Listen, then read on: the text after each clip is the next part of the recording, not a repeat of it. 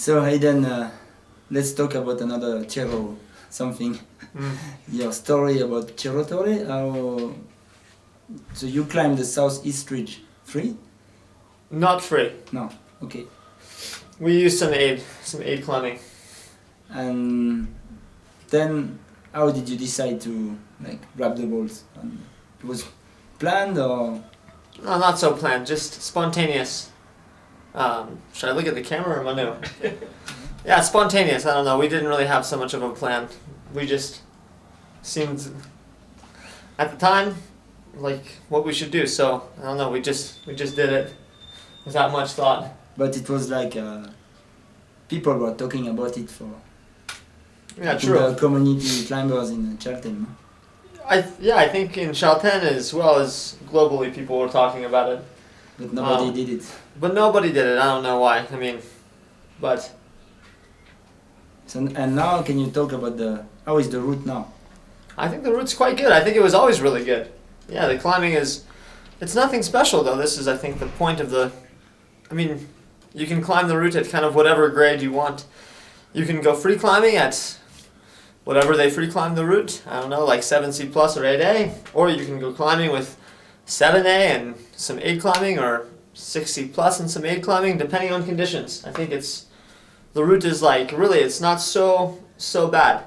So it's more difficult than it was? Sure, yeah, more difficult than it was, but again, it's not like an elite route. My point being, it's not like this crazy, futuristic climb. This route could have been done in the 70s for sure. Okay. A reason why you decide to clean the route?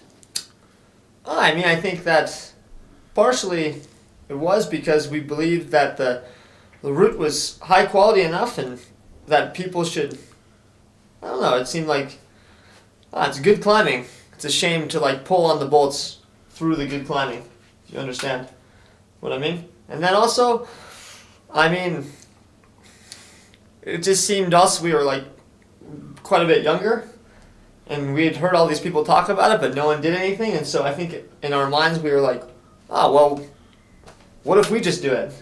And all of a sudden, we just did it without much real premeditative thought. We were just we should go. And this was our first instinct, and so I don't know if there's much more to say. But it's also because you made the first clean ascent of sure. the Cerro Torre, so then you feel the right to do it. Yeah, sure, maybe. Yeah, maybe we felt the right, I guess. I don't know if anyone I mean, I guess you could go up there even if you didn't do it. It wouldn't really matter so much in my mind. Yeah, but would have been different if you had climbed Cerro Torre using the bolts and breaking them on the descent. Sure, yeah. This is maybe not the most clean style, but let's say you climbed the Ragni route, the west face, and then you were to pull the bolts down. I think this is also just it's more or less the same in my opinion. And now you think this route will become a classic? It has a lot of repetition? Or? I think so far now it's I know some Argentine parties who have climbed the Southeast Ridge. Also, I believe Americans as well, and maybe also some Europeans, I'm not sure, but it's getting more... Huh? Oh yeah, and some Slovenians, for sure, I know this. It's getting more traction, more popularity, and also other parts of the Torre, I think, are getting some more attention, so I think it's a great route. And people should go, and they should see that it's within their abilities, whatever, depending on conditions, they can go. And after you did it, you had some problems. Yeah, sure, we had some problems, I don't know. I mean, I think we didn't realize how big the problems would be until they were, on us, if you know what I mean. So, yeah, people were maybe unhappy, some people were happy, there was a mix. You spent a night in jail, no? Not really jail. It was more like a police station where we were just... To protect you. I guess, sure. Yeah, this was a funny one, for sure. Interesting scenario. So they came to your place, where you were staying? Yeah, a bunch of people from the town came to our place, and they were quite angry. And then we spent a week in Chalten. It was the end of our trip, but we spent a week, 10 days, and it was almost every day we were having troubles with people coming and talking to us or mostly yelling at us, but I think that there was a lot of emotion involved, maybe on both sides. So But I think now after a couple of years, that's 3.5 years now or something like this, I think that it's starting to mellow. The energy is starting to come down, and maybe people are realizing it's not so big of a deal. It's just the bolts and not the bolts. Who cares? It's just the climb. I don't know. They're maybe a little bit more relaxed, but I don't know. I haven't been back, so I can't say myself. You have not been back to Patagonia since. No. You will go back, or? Oh, maybe. Yeah, we'll see.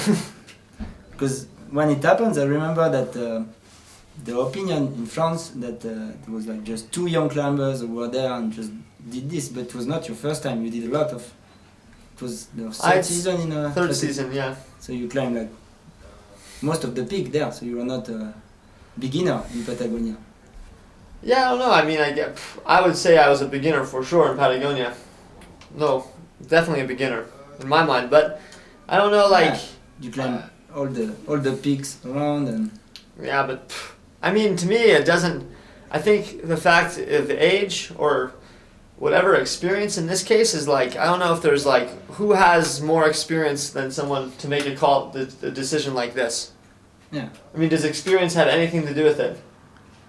Because some of the most experienced alpinists in Patagonia talked a lot about it, and they had way more experience, but they never did anything about it. So to me, this is like, I don't know, like there is no real line, you know. And now, 3.5 years after, how do you feel about this? You're proud or you regret or?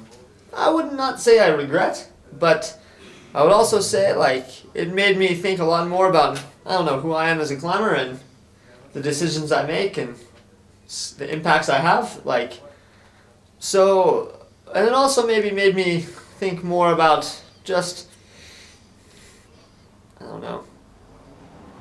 Yeah, maybe it's just more like, how do you say, I need to think. It's like you may be a little bit more conscious of some of the actions that you are. The consequences. Yeah. But also at the same time, I think, in retrospect, thinking about it now, like, if I would have known the things I know now, I don't know, it would have affected my decision. So in the moment that we made the decision, it was completely, in my opinion, pure. Because we call it like ignorance is bliss in this case. Really, we had no idea what was going to happen or really that much to do with this history. We were just these young climbers, and in my opinion, this is the only way that we could have done it. So in some cases, the ignorance was maybe the only way we made the decision. And was your decision or Jason? No, or both. Yeah, collectively, for sure. Yeah, for sure. We were a team in the climb and the descent, and we made this choice together.